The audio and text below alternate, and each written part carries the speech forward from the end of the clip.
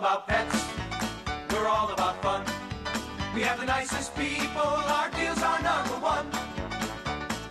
You'll love Dave's, Minnesota and Pet City. We make shopping for your pet. Fun, fun, fun, fun, fun. We're filming.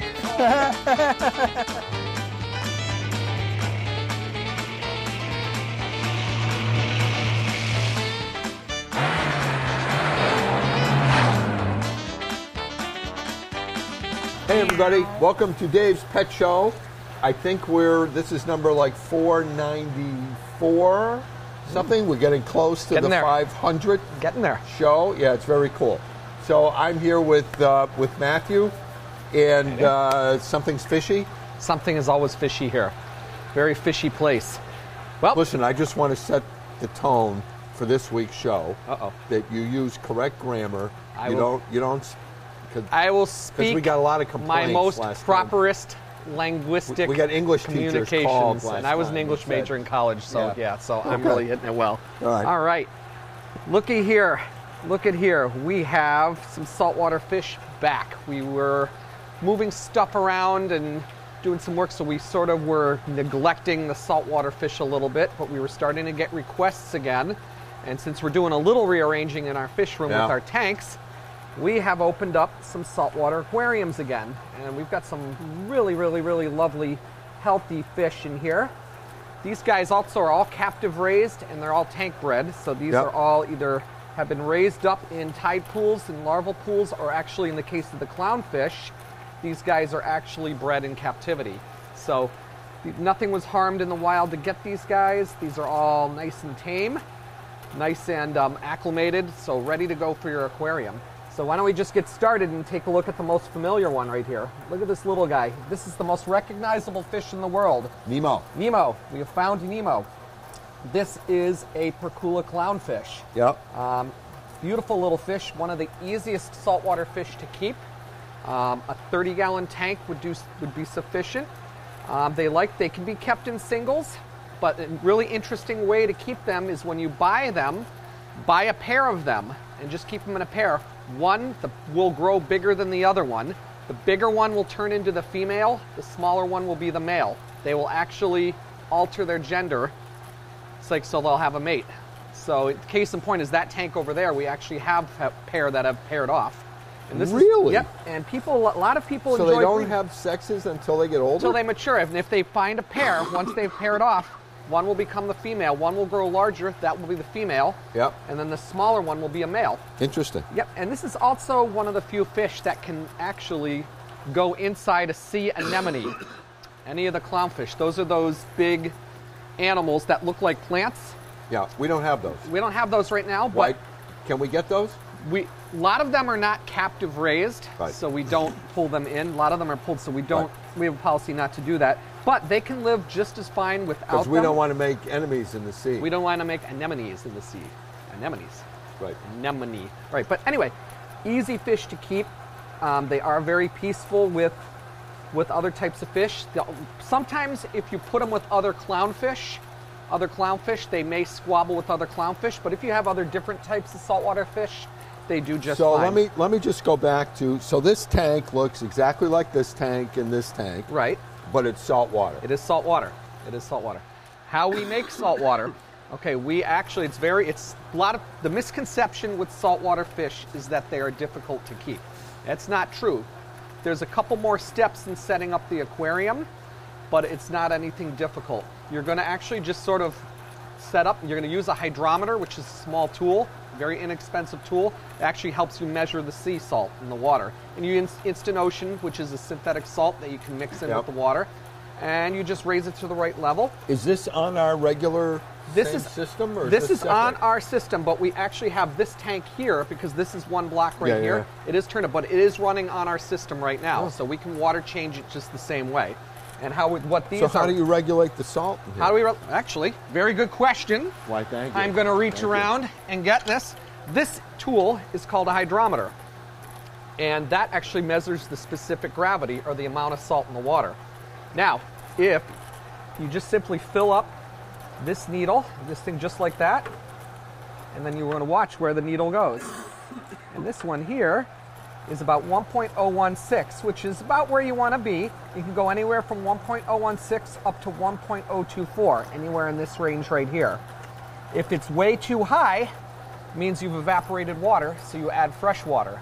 If the needle doesn't rise, it means it's not salty enough. You just mix in more salt. So the salt really dissolves in here. It dissolves into the water. You can't tell it's salt water. You can't tell it's salt, but what happens, remember, salt's a mineral. So when water evaporates, the water molecules evaporate, your salt level is going to go up. Yeah, you can see the salt. And then what happens here is water is splattered up here, and then the water molecule, and that leaves behind the salt right there.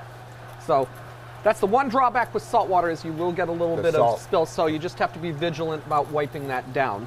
But otherwise, getting back to the fish themselves, there's a big variety of fish that you can actually get in salt water. There's the clownfish. This guy right here, this pink fish right here, is called an anthias. He's another nice, hardy, active one you can keep in a group.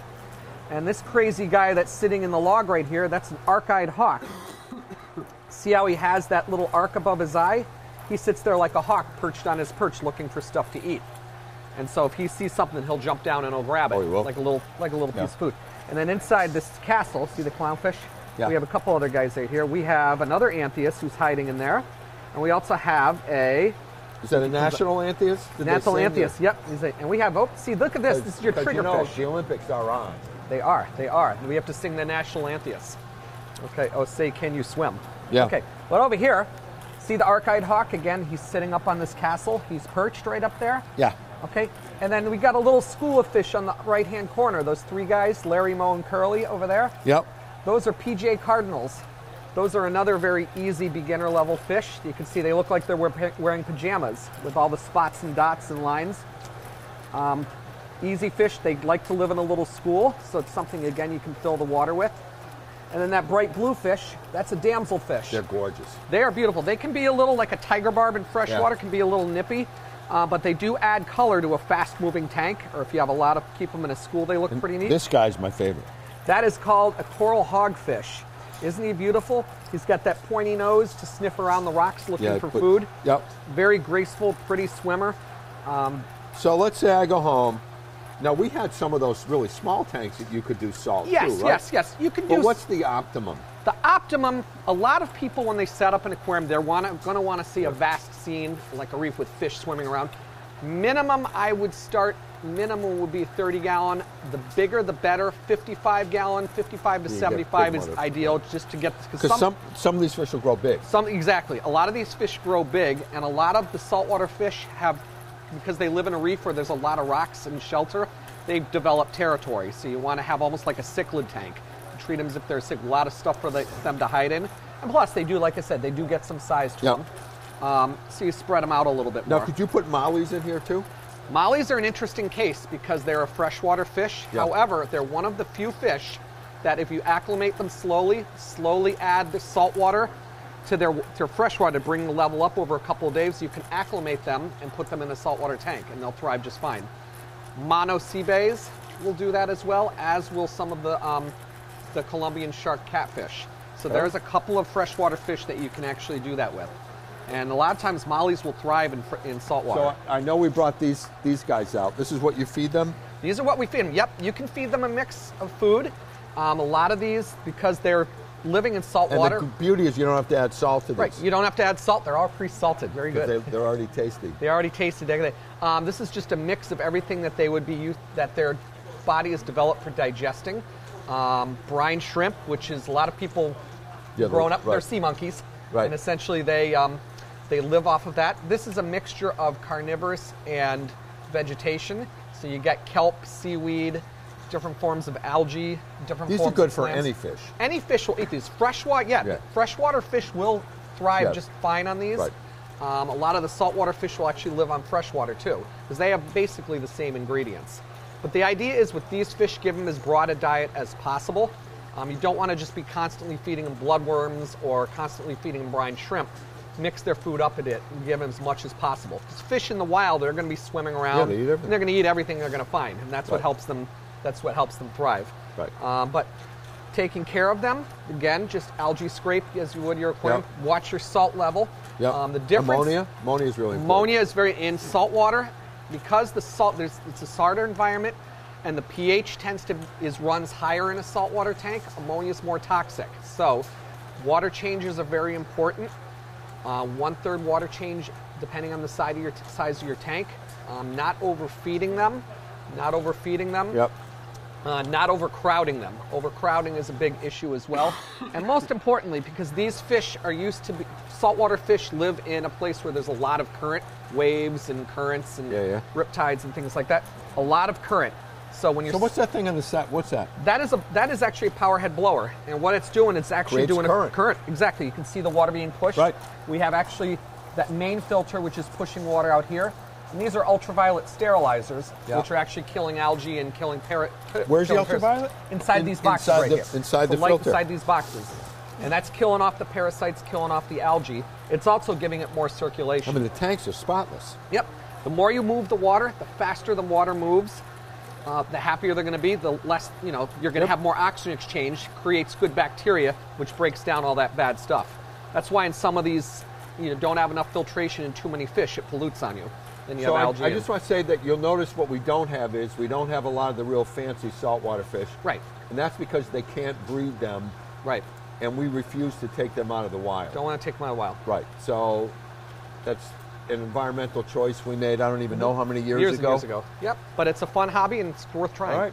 All right. Folks, I got all kinds of cat stuff coming up next. Some nutritional news and new products that if you have a cat, you're going to be interested in.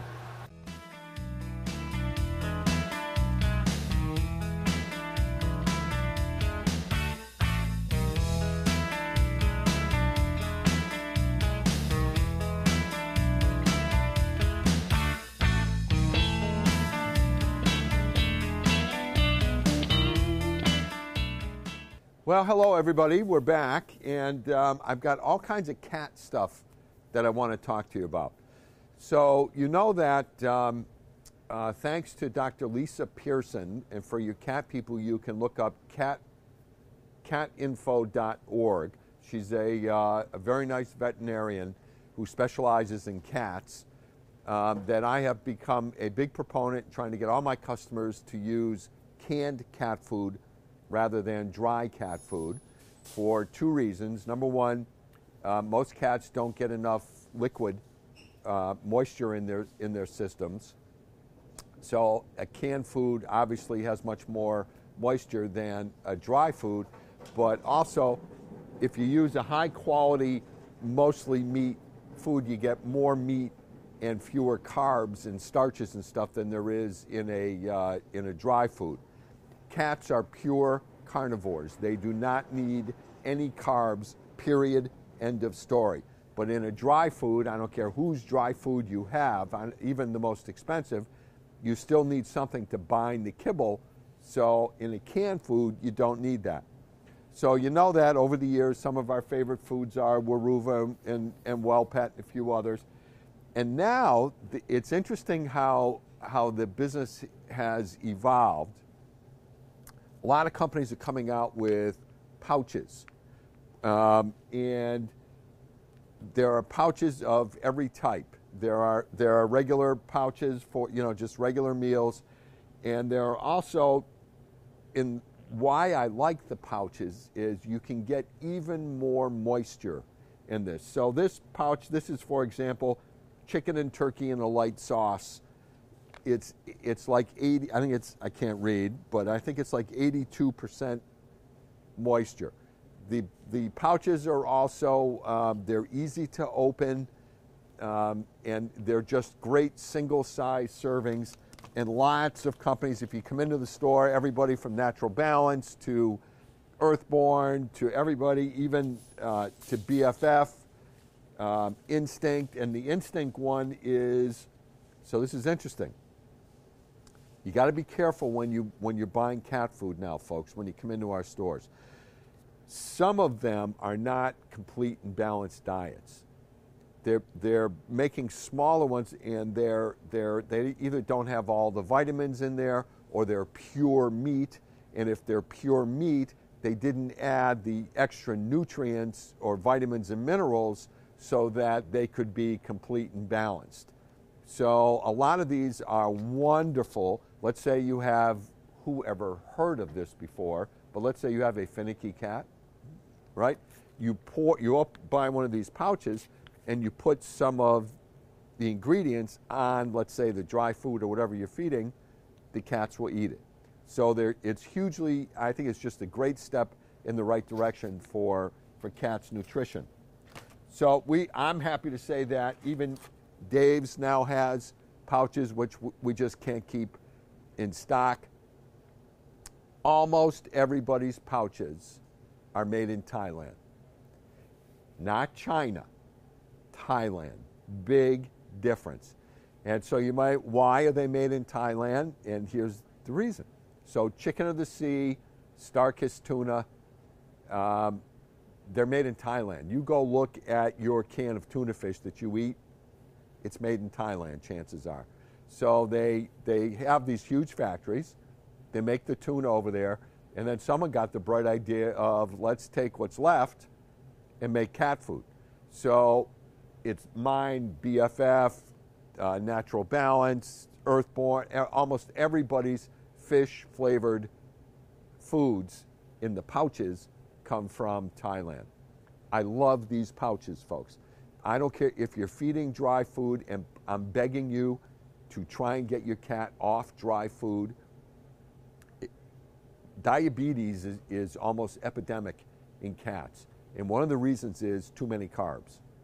So if you want to help your cat fight against diabetes, switch to a canned food. And here's an issue, I'm not going to argue with you.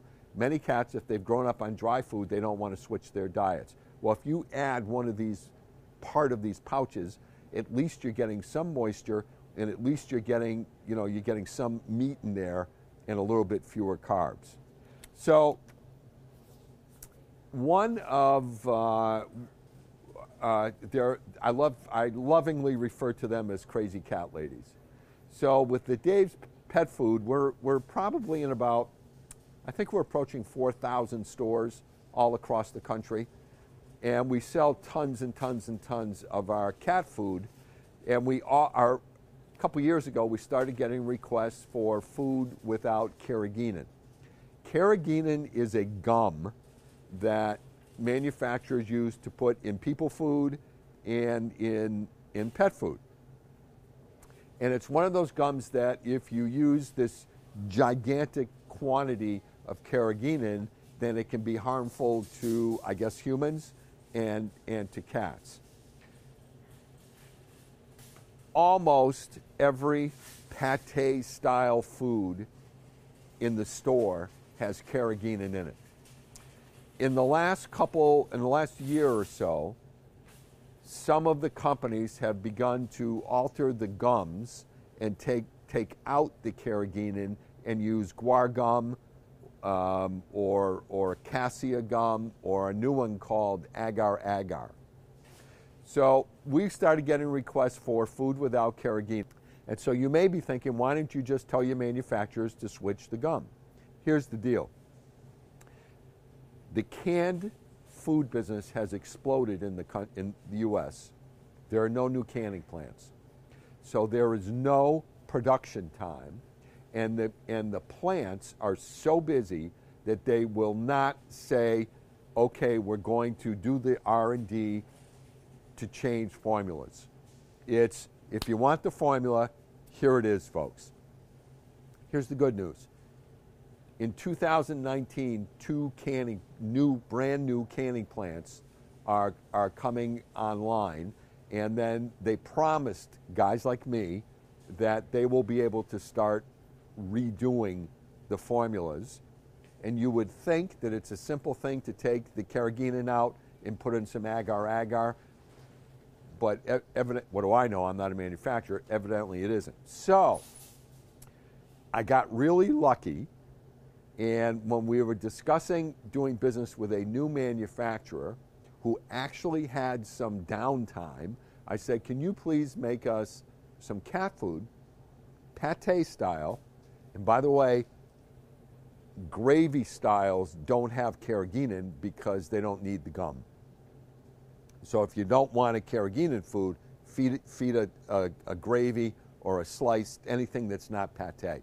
So anyway, a company called American Nutrition in Utah, and they're making a few of our dog foods. And I said, you know what?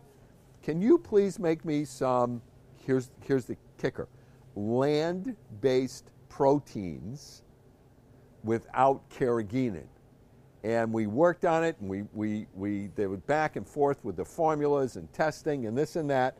And several months ago, I am thrilled to say we came out with a new family of food called the Cat's Meow that has no carrageenan in it. We did all kinds of testing with our independent cat labs, which means I gave bunches out to my cat customers, and everybody loved them. Here's the other important part. The foods from Thailand are all fish-based.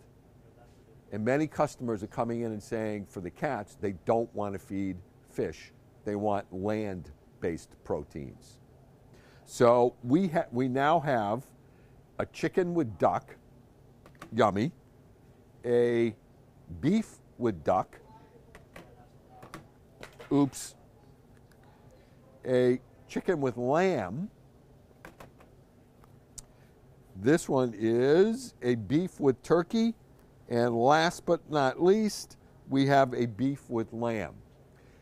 And maybe by the time you see this, we will also have a 95% turkey, a 95% beef, a 95% chicken, and one other sort of mixed poultry flavor, all carrageenan free. And it's just so exciting, and all completely land-based proteins. So come in, stop in the store, and pick up a can. They're very reasonably priced because there are so many people who just say we don't want carrageenan and we don't want to feed our cats a fish-based food. So it's just, for me, it's a very, very big deal. This is also a very, very big deal. And I'm amazed that the industry hasn't made a big splash about this. We get calls every once in a while, pretty often, do your cans contain BPH or BPA? I'm going to say by the second quarter of 2018, everybody's, not mine, not just mine, but everybody's cans will no longer have BPA or BPH in them. So the canning, the actual can manufacturers, the container manufacturers, finally found a lining, which is what the BPA is, to put inside the cans that is not BPA or BPH. I think it's a huge deal. You would think that if it was bad for animals and people, the FDA would have taken it off the mark, but there's enough arguments back and forth where it's going to be done. So it's a very big deal for consumers. So that's it. What do you need? Did you want to hit that? Yes, I did. Thank you, John. So I also, while we're in the cat, I also want to remind everybody about the natural cat litter, and this is a locally made cat litter that is made. You can go on YouTube. We did a whole section on it, and go on our Facebook page. It's made locally. It's the husks from wheat. It is incredibly absorbent. It's locally made, so it's local jobs.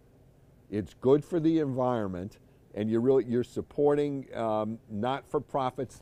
The companies in business, this is great, not to make money. They give everything back to encourage local businesses and the environment. It's a huge deal, unconditional money-back guarantee, but I promise you your cat will love it.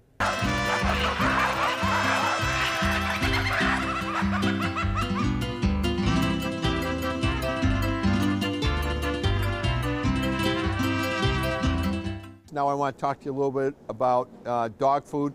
This is a very big deal for Dave's.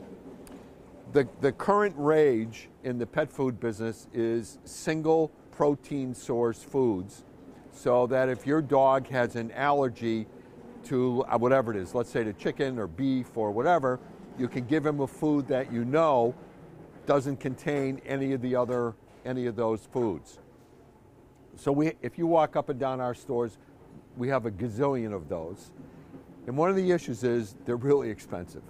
So I went to our manufacturers, the folks who make our chicken, who we've been doing business with for 25 years, maybe probably 30 years. I keep forgetting this is my 42nd year, so probably 30 years. And I said, we need to expand our line, and I want a turkey, a lamb, and a pork that will be single protein source, and they have to be reasonably priced. So I am thrilled to say we now have a Gobblicious, I thought up that name, thank you, which is obviously turkey. And turkey, there's fresh turkey in here. We have a whole lot of lamb with fresh lamb. And I'll explain why you want fresh lamb and the advantages of having a lot of lamb meal in there with it. And we have a pork meal, not fresh pork. And this blew me away. I'll explain why. It's got pork meal, but these are all single animal source proteins. So folks, if you have a dog that has an allergy, a food allergy, you can now come in, and I promise you, our big bags are anywhere from $10 to $20 a bag less than the other single protein source foods. So why are they so much cheaper? I'm the manufacturer. So they get made at a plant and they come right to us. There are 2 profit centers missing. When I buy any of the other brands, it's made at a plant, the brand makes money, then they sell it to a distributor who has to make money, and then they sell it to us. So it's the classic case of knocking out the middleman. So the quality, I would put the quality with the top brands, not in origin, because we don't have as much meat in it, but any of the other, I'll use mainstays, super premiums. Here's the part that flipped me out. Pork meal. So the other ones all have fresh meat. We have 3, how much? 30 seconds. 30 seconds, okay. Pure pork meat does not have enough protein in it, which I never knew. Who would ever think? So they had to use pork meal to get the proper amount of protein in there. So anyway, your dog has a food allergy. You now have 4 choices of reasonably priced, limited ingredient food. Thank you very much, folks, and we will see you next week.